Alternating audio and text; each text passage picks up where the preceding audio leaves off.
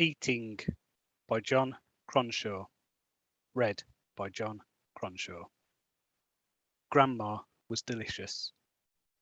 It was probably the paprika that gave her that extra bite.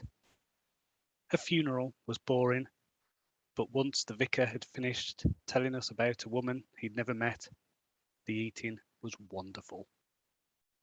It's a tradition in our family to specify a recipe as part of your will.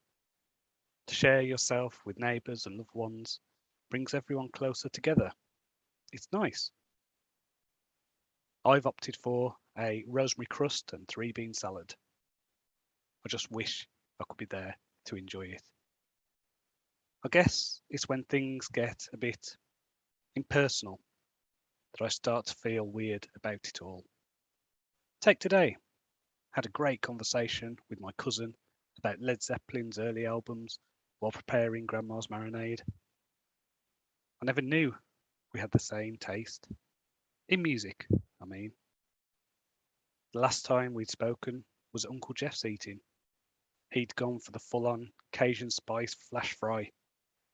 He was probably terrible for us, but he was so tasty, a real treat.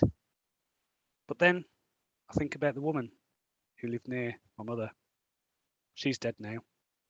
She had no kids or relatives. I don't even think she had any friends. She was very isolated, very lonely. It was all very sad. Once a pathologist was done bagging and tagging the body and was sent in small parcels to local food banks to feed the poor. Now, let me be clear. I don't have a problem with this per se, but you have to admit there's something sad about the whole arrangement. It shouldn't just be about recycling. It's like when there was that fire at that nursery. They couldn't tell one toddler from another.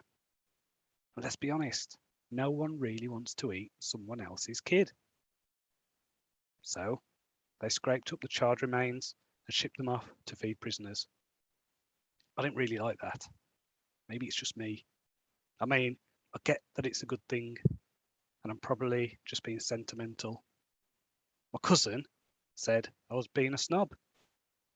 So maybe it is just me. I found out recently that my great aunt Maud is dying, final stages and all that. It's sad. But she has opted to be stir-fried in walnut oil with garlic, chilli and ginger. So that should be nice. I just hope she hurries up. I bet she'll taste better than Grandma. Thank you. That story was called Eating.